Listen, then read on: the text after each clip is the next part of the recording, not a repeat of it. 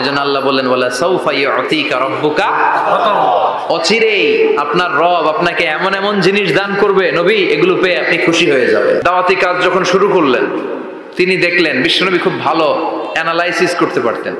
তিনি মক্কার সোসাইটিটাকে, সমাজটাকে বিশ্লেষণ করে অ্যানালাইজ করে উনি দেখলেন যে এই মক্কায় দাওয়াতি কাজের একটা শক্ত অবস্থান নিতে হলে 2 জন লোকের একজন আমার চাই।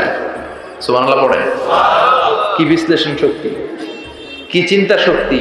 উনি ঘেটে ফেললেন, উনি বুঝে ফেললেন সবাইকে দেখে যে 2 জনের একজন আমার সাথে না থাকলে আমার দাওয়াতি কাজ চালানো কষ্ট হয়ে যাবে। এজন্য গভীর রাতে তাহাজ্জুদের নামাজ শেষে আল্লাহর কাছে কেঁদে কেঁদে বিশ্বনবী দোয়া করে, আল্লাহুম্মা আইজ্জাল ইসলাম বি আহাব্বির রাজুলাইনি ইলাইক।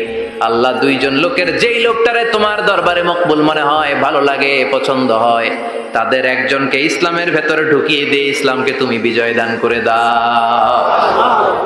ও আল্লাহ, 2 জনের একজনকে আমার চাই। একজন হলো আবি জাহাল ইবনে হিশাম, হিশামের বেটা আবু জাহাল, আও উমর ইবনুল খাত্তাব, অথবা খাত্তাবের বেটা উমর। সুবহানাল্লাহ পড়ো। সাথে সাথে দোয়া কবুল করলো কে? কার জন্য করলো? নাকি আবু জাহেলের জন্য? আবু জাহেলের চোখের সামনে পর্দা ছিল, ও পর্দা সরায় না, ওর অন্তরে পর্দা, ও পর্দা উঠে সত্যটা দেখতে চায় না। এজন্য ওর জন্য গোটা বিশ্ববাসীর আছে ঘৃণা। ও যেখানে মারা গেছে, ওর যেখানে জন্মস্থান, ওইখানে সৌদি সরকার ল্যাট্রিন বানাই দিয়েছে, ঘৃণার প্রতীক। ওইখানে তো অন্য কিছু বানাইতে পারতো, ল্যাট্রিন বানাইতে যাবে কেন? গোটা বিশ্বের মানুষ যায় যেন এটা ভরাই দিয়ে আসতে পারে। কথা বলেন। এই বেয়াদবটার জন্য আল্লাহ দোয়া কবুল করে নাই। ওমরে ফারুক রাগী ছিলেন, কিন্তু সত্য প্রকাশে, সত্য গ্রহণে আপসহীন। সত্য দেখলেই উনি মেনে নিতেন। এটা জাহেলি যুগে ওনার মধ্যে এই গুণ ছিল। আল্লাহু আকবার। বিশ্বনবী কেঁদে কেঁদে দোয়া করে, আল্লাহ, মক্কার জমিনে এই 2 জনের একজন যদি কালেমা না পড়ে, মক্কার জমিনে দাওয়াতি কাজ চালিয়ে যাওয়া কঠিন হয়ে যাবে। হয় হিশামের বেটা আবু জাহেল কিংবা খাত্তাবের বেটা ওমরকে তুমি ইসলামে ঢুকাও। আল্লাহ ওমরের জন্য দোয়া কবুল করলেন। বিশ্বনবী তখনও বুঝতে পারেন এই দোয়াটা কার জন্য কবুল। হঠাৎ ওমরে ফারুক বিশাল একটা নাঙ্গা তলোয়ার নিয়ে বিশ্বনবীকে হত্যা করার জন্য ছুটে এলো। বিশ্বনবী তখন মক্কার আরকাম ইবনে দারুল আরকামের ঘরে সাফা পাহাড়ের পাদদেশে লুকিয়ে লুকিয়ে দাওয়াতি কাজ করতেন। আশেপাশে সাহাবীরা বসা। বিশ্বনবীর চাচা হামজা ইবনে আব্দুল মুত্তালিব বললেন, নবী তাড়াতাড়ি পালিয়ে যান, ওই যে দেখা যায় ওমরে ফারুক তলোয়ার নিয়ে আপনারে মারতে আসছে। বিশ্বনবী বললেন, চাচা সরে যান, সাহাবীদেরকেও সরে যেতে বলেন, দরজাটা খুলে দেন, ওমরকে আসতে দেন। আমার তো মনে হচ্ছে ওই যে তাহাজ্জুদের নামাজ পড়ে আল্লাহর কাছে কেঁদে কেঁদে আমি দোয়া করেছি, আমার দোয়াটা আজকে কবুল হতে চলেছে। আমার তো মন বলছে আল্লাহ দোয়াটা কবুল করবে। দরজা খুলে দেন। ওমর ফারুক চলে আসলেন, এসে তলোয়ার রেখে দিয়ে আঙ্গুল উঁচু করে বললেন, আশহাদু আল্লা ইলাহা ইল্লাল্লাহ,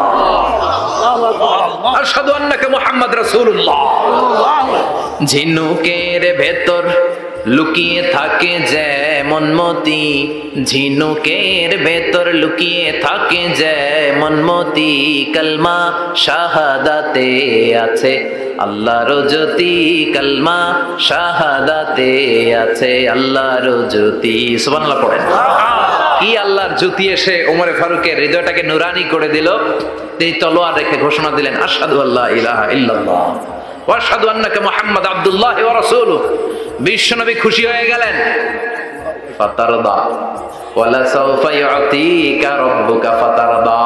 ও নবী, অচিরে এমন এমন জিনিস একটার পর একটা আমি আপনারে দান করব, এগুলো পেয়ে আপনি খুশি হয়ে যাবেন গো নবী। আপনার অন্তরে দুঃখ, কষ্ট, হতাশা, আপসেট হওয়ার মানসিকতা, ফ্রাস্ট্রেশন কিছু আল্লাহ রাখবো না। ওয়ালা সাউফা ইউতিকা রাব্বুকা ফাতারদা। অচিরে এমন এমন জিনিস আমি আল্লাহ আপনারে দেব, আপনি খুশি হয়ে যাবেন। ওমরে ফারুকের ইসলাম ধর্ম গ্রহণ করানোর মাধ্যমে বিশ্বনবীর মনটারে খুশি করে দিল কে? আল্লাহ। ফাতারদা। বিশ্বনবী খুশি হয়ে গেলেন। পাইছেন আল্লাহ কিভাবে বিশ্বনবীর খুশি করে? সুবহানাল্লাহ পড়বেন না? এরপরে বিশ্বনবী মক্কা থেকে তায়েফে দাওয়াত দিতে গেলেন। কোথায়? তায়েফে। হজ উমরা যারা করেছেন 70 থেকে 75 80 কিলো দূরে পাহাড়ি পথ বেয়ে বেয়ে উঠতে হয়। 6-7 হাজার ফিট উপরে পাহাড়ের উপরে তায়েফের শহর, তায়েফ সিটি। ঠান্ডা। ওইখানে গেলে মনেই হবে না এটা সৌদি আরব, ওইখানে জ্যাকেট লাগে। কি লাগে? জ্যাকেট। বিশ্বনবী কষ্ট করে 80 কিলোমিটার পথ পাড়ি দিয়ে তায়েফের ছেলেদেরকে দাওয়াত দিতে গেলেন। কিন্তু বিশ্বনবীর দাওয়াতি এই ডাকে, এই আহ্বানে তারা সাড়া দেয় নাই। বিশ্বনবীর এই দাওয়াতকে তারা রিজেক্ট করেছে, বিশ্বনবীকে পাথর মেরেছে, বিশ্বনবীর মোবারক দেহটাকে রক্তাক্ত করেছে।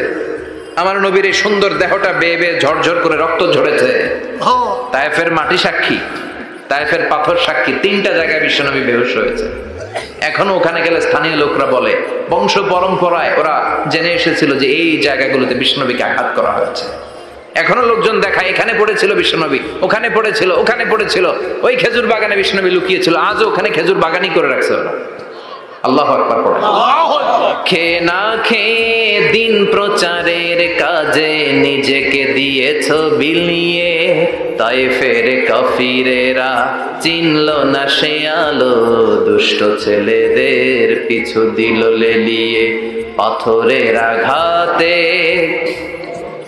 ক্ষত বিক্ষত হয়ে সারা শরীর থেকে রক্ত ঝরে। হে রাসূল তোমাকে ভুলি আমি কেমন করে, হাজার ব্যথা বেদনার পরে। ফিরে আসনি তুমি আপন ঘরে, দিনের আলো তুমি ছড়িয়ে দিতে। চলে গেলে মদিনায় মক্কা ছেড়ে।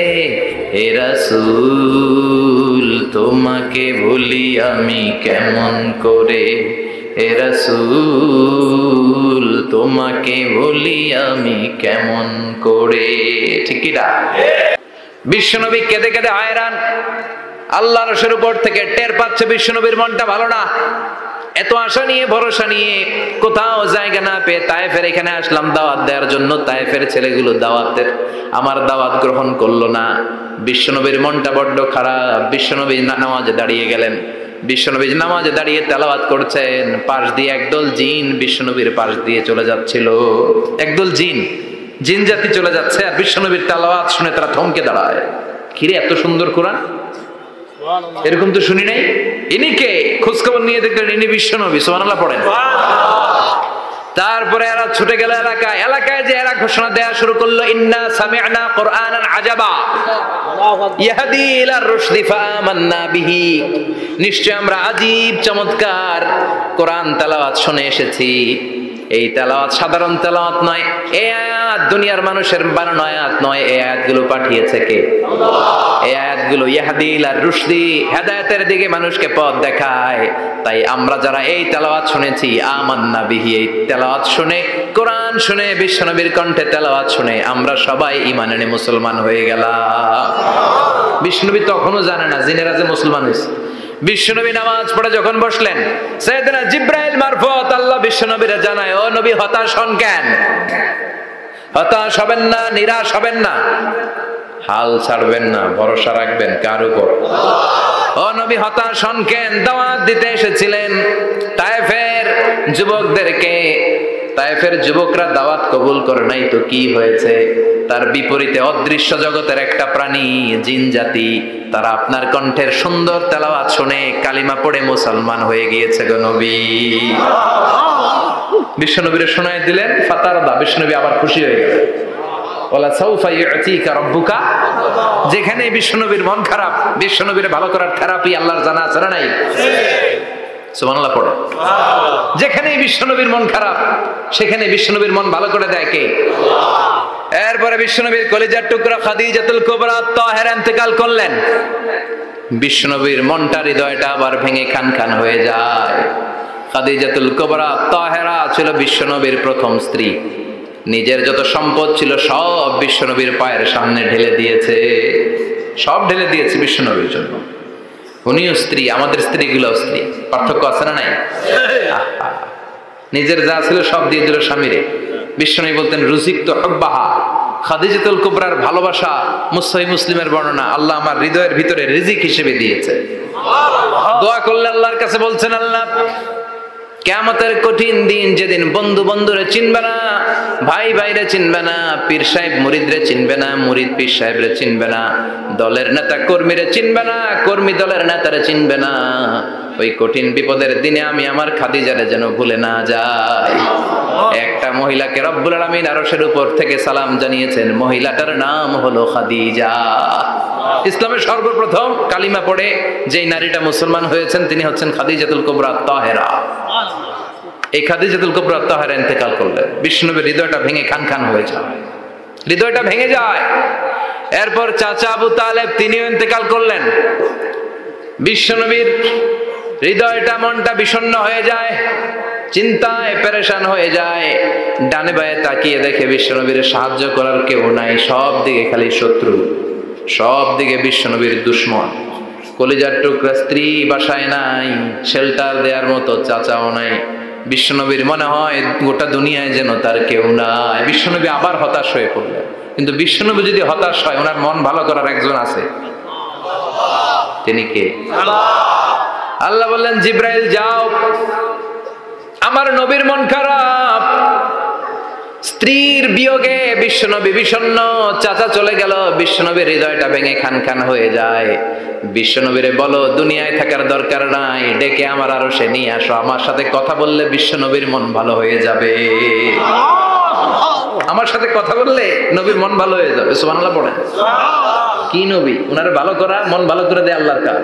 সুবহানাল্লাযী আসরা বিআবদিহি লাইলাম মিনাল মাসজিদিল হারামি ইলাল মাসজিদিল আকসা। এখানে বলা হলো ইসরার কথা, আর মেরাজ সাব্যস্ত হয়েছে হাদিস দ্বারা। জোরে কোন ঠিক কিনা? মেরাজ নিয়ে গেলেন, ঊর্ধ্ব জগতের ভ্রমণে নিয়ে গেলেন। জিব্রাইল ডেকে বললেন, ও জিব্রাইল, আমি জানি বিশ্বনবীর মন খারাপ, স্ত্রী নাই, চাচা নাই, তুমি বিশ্বনবীর নিয়ে আসো তো, আমার দরবারে নিয়ে আসো, আমার সাথে কিছু সময় কাটাবে, আমার সাথে কথা বলবে, মন ভালো হয়ে যাবে। বলা সাউফা ইউতিকা রাব্বুকা ফাতারদা। ও নবী, এমন এমন জিনিস আপনার আমি দেব, এগুলো দিয়ে আমি আপনার মনটারে ভালো করে ফেলবো। চিল্লায় কোন সুবহানাল্লাহ। মেরাজ থেকে ফেরার পরে অত্যাচারের মাত্রা আরো বেড়ে গেল, কিন্তু অত্যাচারে মুমিন কখনো কাবু হয় না। জোরে কোন ঠিক কিনা?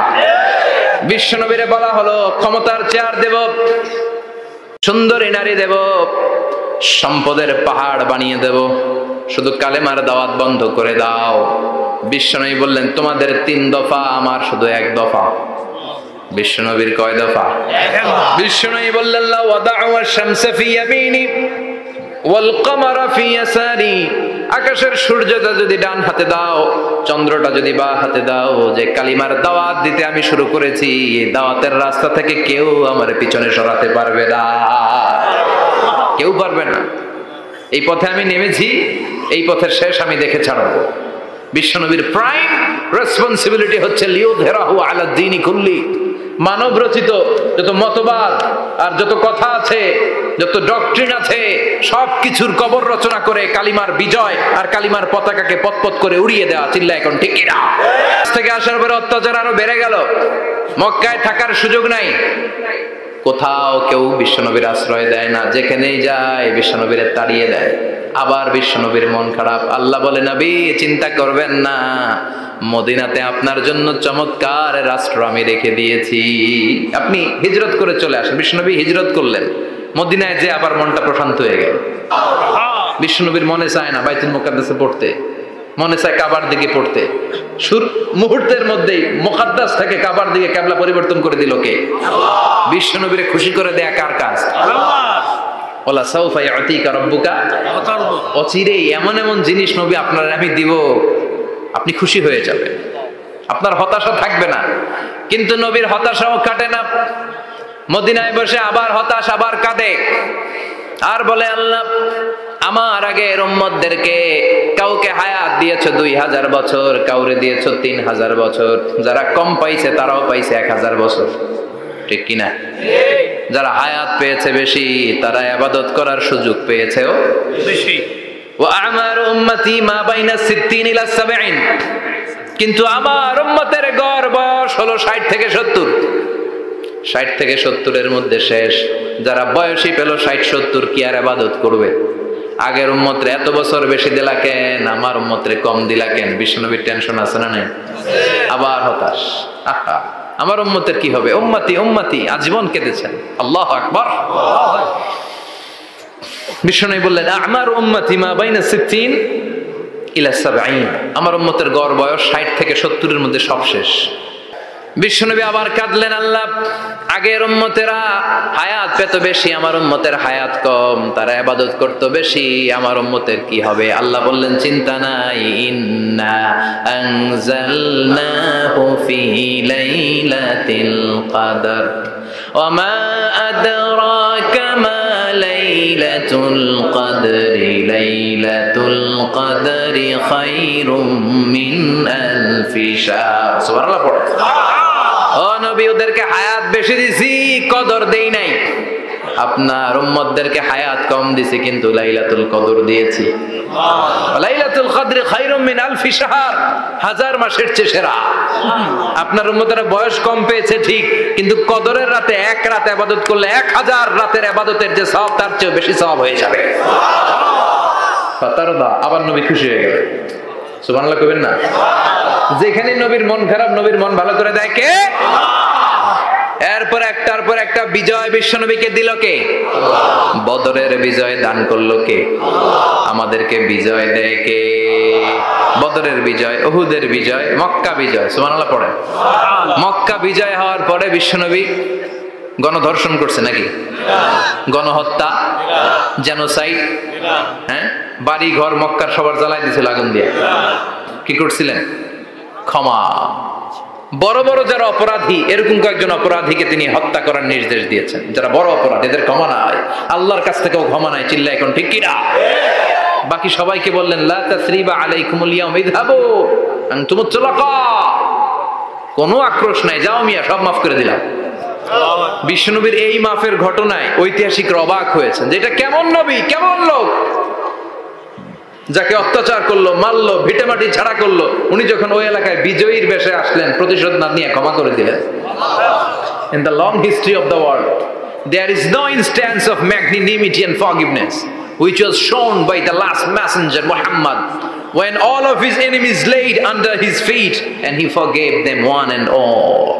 পৃথিবীর ইতিহাসে ক্ষমার এরকম নিদর্শন কেউ দেখাতে পারে নাই, যেটা দেখিয়েছিল শেষ নবী মুহাম্মদ সাল্লাল্লাহু আলাইহি ওয়াসাল্লাম। তার সব শত্রুরা পায়ের নিচে চাইলে পিষে মারতে পারতেন, সবাই তিনি না মেরে ক্ষমা করে দিলেন। ওরা আমাদেরকে মানবতার কথা শিখায়, ওরা আমাদেরকে গণতন্ত্র শিখায়, ওরা আমাদেরকে শান্তির কথা শিখায়। ওরা ইরাক যুদ্ধে মেরেছে লক্ষ লক্ষ, আফগান যুদ্ধে মেরেছে লক্ষ লক্ষ, প্রথম বিশ্বযুদ্ধে, দ্বিতীয় যুদ্ধে এরা দেদারসে পাখির মতো মারে, এখনো মারে। এজন্য তোদের মুখে শান্তি আর মানবাধিকারের কথা মানায় না। শান্তি আর মানবাধিকারের কথা মানায় বিশ্বনবীর মুখে। যিনি শান্তি কাকে বলে, মানবাধিকার কাকে বলে, গোটা বিশ্বের মানুষের চোখে আঙ্গুল দিয়ে শিখিয়ে গিয়েছে। একটার পর একটা বিজয় দান করে বিশ্বনবীরে খুশি করলো কে?